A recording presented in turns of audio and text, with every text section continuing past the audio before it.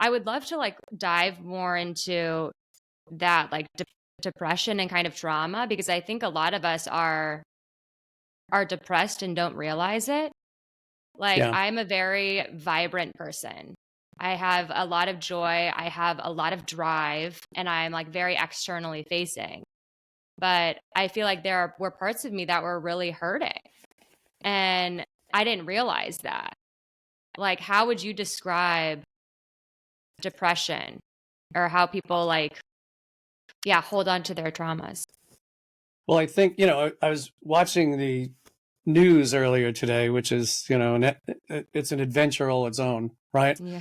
And thinking about, I have two sons, and thinking about what they're facing in the world, Mm. thinking about what they're facing in terms of climate, in terms of policy, in terms of pollution, in terms of economic challenges, just everything that's on their plate. And it can be overwhelming. First of all, if you don't have tools to manage those feelings, they're going to pile up on you. And ultimately, those fears and anxieties will weigh you down and be joined by a feeling of helplessness, which is really what depression is. It's helplessness in the face of anxiety, right? Mm. And so I have a great deal of compassion for the younger generations because they have so much to deal with. And my thought has always been, we got to get tools in their hands so that Mm. they understand what's true and what's not true, so that they understand how to be present with their personal challenges, even in the midst of what the world is presenting.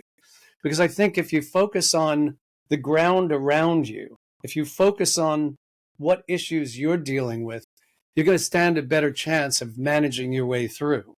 But when you Mm. start being overwhelmed by it all, or piling all of your fears and anxieties on top of each other, well, it becomes this tsunami that just takes you over. So I think, what I would tell people is slow down, just deal with one issue at a time, and trust that there's an outcome. Mm. One of the things I learned early on is look for what there is to learn. Just look for what there is to learn. And if you solve that, many of the issues will go away on their own.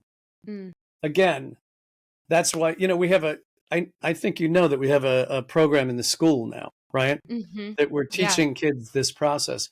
And it's always been my dream to put those tools in the hands of kids at a time when they're so vulnerable, Right. because that's when peer pressure shows up. That's when the fear of how am I going to make a living? How am I going to survive?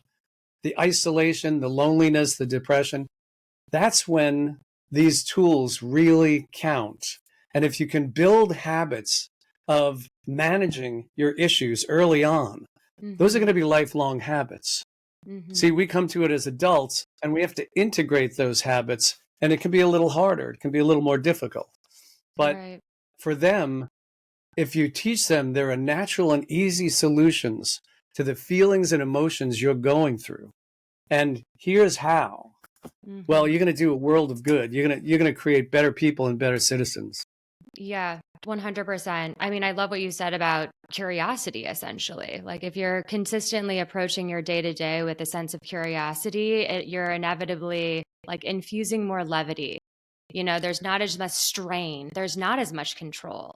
You're just like living with more joy, Right. consistently a student. It reminds me of what I tell people, that you're in the middle of a sitcom. You just don't know it, right? That's your entertainment background coming out, right? Absolutely. I hear the laugh track all the time.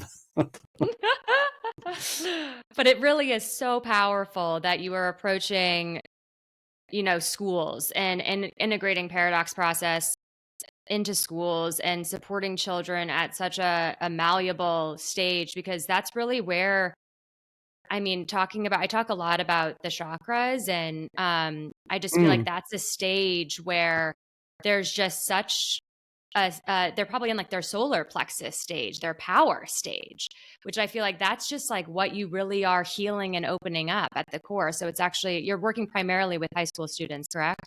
yeah. Yeah. I mean, Junior high that's and high school. right. Right.